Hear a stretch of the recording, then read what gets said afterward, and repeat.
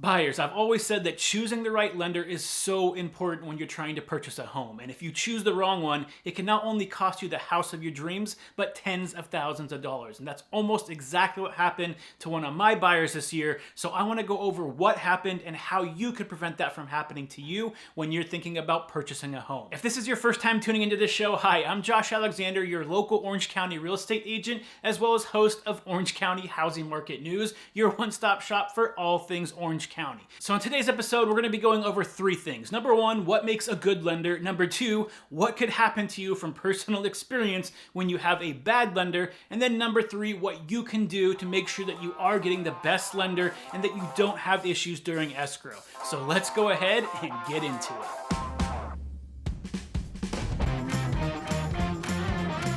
Okay, so let's first go ahead and start with what you should be looking for when you're trying to decide which lender to work with. And the way I break it down is the 3 C's. So communication, clarity, and commitment. So let's go over those so you understand what they actually mean. So number one is communication. So there's a few things you want to look for with this. So number one, are they getting back to you quickly? Or are they taking a day or two to respond to you every time you ask a question? Number two, are they available when you need to communicate with them? So yes, this means 7 days a week. A lot of lenders only work Monday through Friday, but the good lenders will be available for basic questions at minimum on the weekends as well, which oftentimes is when you're doing your home shopping and placing offers. So you need to have someone that's available to answer questions when you're trying to go through this process and not just rely on a Monday to Friday schedule. And the third thing with communication, which might seem a little odd, is are they in the same time zone with you, or at least working the same hours that you would typically work in the West Coast? Now, the reason I bring this up is because a lot of larger lenders are national lenders, and they might have their main office in the East Coast, which means that you have a question after 3 p.m., too bad, their office might already be closed and you're not going to hear back from them until early the next morning, which can cause major issues if you don't get off work until 4 or 5 o'clock and you have to answer questions then. So having someone that's working in the same time zone as you is going to be very beneficial, especially if there's problems during escrow that need to be worked out quickly. So the second thing you want to look for when you're trying to find a good lender is clarity. So what I mean by this is, are they walking you through the process, explaining everything in a way that makes sense to you? Are they giving you different options, going over the pros and cons? Are they laying out all the different steps that you're going to be going through as you go through and purchase your home? So that way you have a very good understanding of what you're getting into, the financial ramifications of doing so, and really can make those smart decisions financially because the lender is able to explain it clearly. If you're not getting them to sit down with you and go through the entire process to make sure you understand what you're getting into, you're probably working with the wrong lenders. So that is extremely important, especially for first-time home buyers who have never done this before. You need to have a lender that's going to take the time, sit down, walk you step by step through everything, make sure to go over all the options so you understand everything crystal clear before you start the home buying process. So the third thing you want to look for when you're trying to find a good lender is commitment. So what I mean by this is, does the lender do what they say they're going to do in the time frame they told you they were going to do it? Once you get into escrow, there are a lot of moving pieces. There are things that need to happen in a certain order. So if your lender tells you they can do something and then they can't do it in the time frame they told you, it can cause major issues inside escrow, especially when you look at contingencies, because often the appraisal and loan contingency are one of the last things to get lifted inside escrow. And so once you lift those contingencies, it locks you into purchasing the home. So if the lender has committed to you saying that, yes, I can get these things done within the time frame so you can lift your contingencies and continue purchasing your home, and then they can't do that, they're putting you in danger of losing your home. So when you're looking for a lender, you need to make sure you have a lender that has a great track record of closing escrows on time and not having escrows fall apart because of something on their end. So now that you have a better idea of what a good lender looks like, let's go ahead and go over that quick example that one of my buyers just went through when they were trying to purchase a home and deal with a bad lender at the same time. So before we got into the whole process of looking for homes and getting to escrow, like I typically do when buyers are first starting to look, is I tell them they need to get a hold of a few lenders. I give them some referrals of ones that I've worked with in the past that I know do a good job. And then I told them, feel free to look for some other lenders and see who you're most comfortable working with after you explore your options. After everything was said and done, they decided to go with the lender that gave them the best rate. Although I've never worked with them before, it seemed like before escrow they were communicating fine, didn't have any issues getting a hold of them, so I didn't think it was going to be a big deal once we got into escrow. But that's where things started to change as soon as we opened escrow. Now the first red flag that popped up is this company was on the East Coast, and we knew that going in, but the lender said we should have no problem communicating with them even though they're on the East Coast because some of their associates work on West Coast time. However, that was really not the case. So every time that we emailed or called this lender, it would take them 24, 48 hours to get back to us. And when we have so many moving parts during escrow, it becomes extremely frustrating when you're trying to get things done and it takes a day or two to get back to someone. So the second issue popped up when the original lender said we're going to be working with another lender on this file and all trying to work together to get this closed. Now, working with two lenders from the same company on a file is not unique. That happens. It's understandable. However, the problem arose because one of these lenders was working on East Coast time, the other lender was working on West Coast time, and oftentimes one of these two lenders seemed to be on vacation for some reason, so it was extremely difficult for us to stay on the same page when we had all these different time zones we were working with. Now, the next major red flag came a little bit after we opened escrow. So typically, when you open escrow, you send all the information the lender needs from the buyer, as well as once the appraisal is done, you send that to the lender as well. They send it to an underwriting department, and that underwriting department is basically giving final approval for that loan. Now, in most cases, that underwriter is going to come back saying they have a few conditions on the loan, which just basically means they needed some updated paperwork. So updated paycheck stub, updated financial statement. Usually it's not that big of an issue. And so we went to the underwriting department, it came back, and the lender said, hey, everything looks good. We can go ahead and remove our appraisal and our loan contingency because this offer is basically as good as cash now.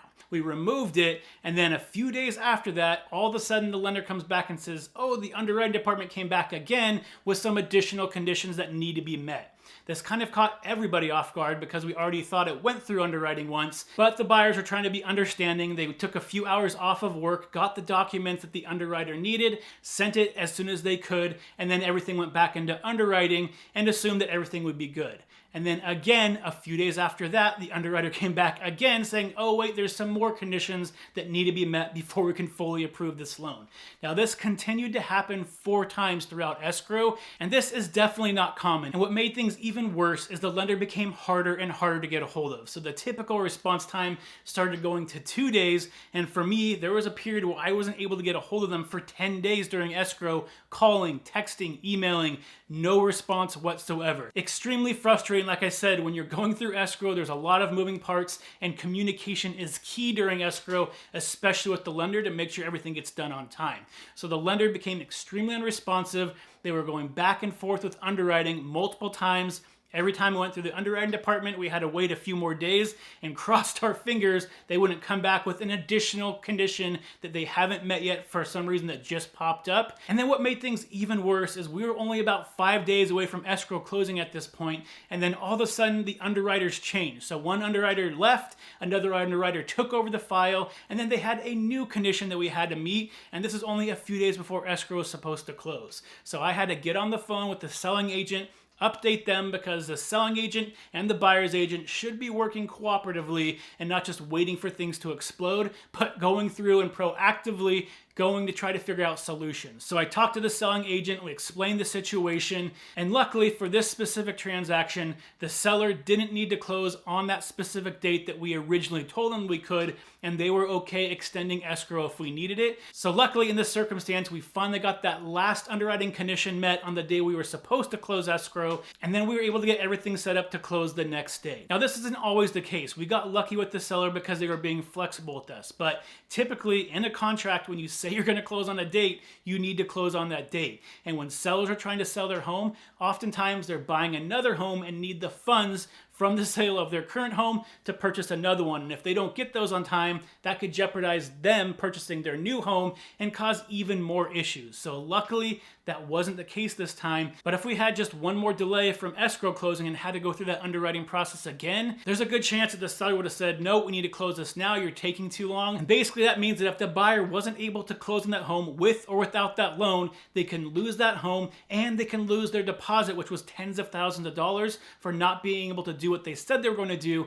even though it was the lender's issue, because the buyer's name is the one on the contract. If they can't perform, they're going to be the ones holding the bag and the ones financially responsible if they can't perform on that contract. So with all that being said, you might be thinking at this point, well, I would like to have a good lender, but it's extremely difficult to really determine these things until really it's already too late and I'm in escrow and I'm having these issues. Well, this is where doing your due diligence before you choose your lender can save you a lot of hassle and a lot of headaches once you get into escrow. So let's go over a few things that you can do to make sure that this doesn't happen to you. So number one is communication. So when you reach out to the lender, are they getting back to you quickly? Are they getting back to you in the type of format you want to be talked to? So either by phone, email, text. Is it easy to get a hold of them? Is it easy to get answers quickly? You want to make sure, number one, that's the bare minimum when you start talking to a lender. Number two, always ask, are you on the East Coast, on the West Coast? What are your hours? Are you available on the weekend?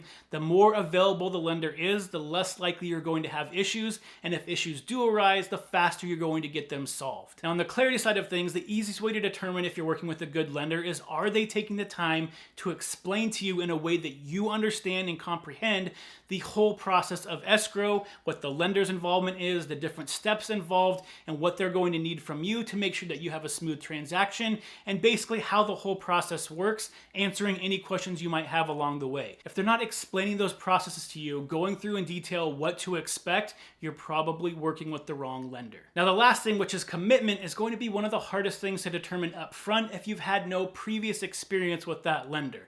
And really the two best ways to solve this is, number one, if you have a real estate agent, talk to them. They have good recommendations for lenders they've worked with plenty of times in the past that they've never had issues with. They do a great job with customer service and walking buyers through the entire process without having any issues that they can refer you to, so you know you're getting a good lender.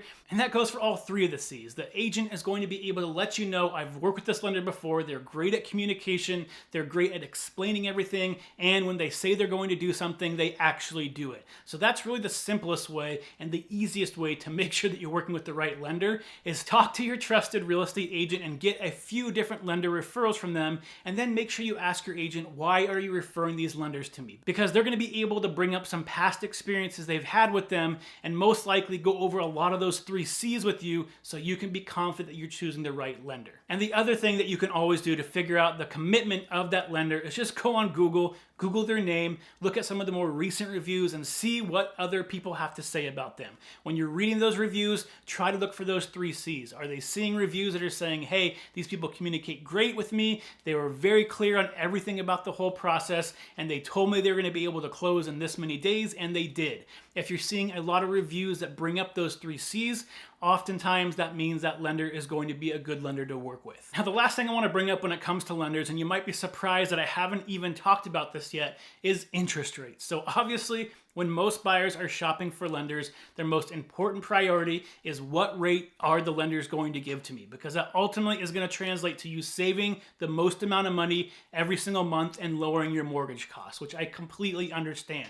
However, what I am saying is you want to balance the best rate you can get along with those three C's to make sure you're getting the best combination of both worlds. So that way, if you get into escrow on your dream home, you know that you have a very good chance of it closing, not having issues, not being stressed. And if rates come down in the future, you can always refinance. Whereas on the other hand, if you have a bad lender, they can not only cost you that dream home, but if you remove contingencies and the lender can't get the loan for some reason at the very end, you could be on the hook for tens of thousands of dollars that you're now going to owe the seller. So when you're shopping for a lender, you always want to make sure that you're balancing the best rate you can get along with communication, clarity, and commitment. If you can get the best of all of those, that's going to give you the best chance of getting into your home at a great rate and making sure that you and your family have a great place to live for the foreseeable future.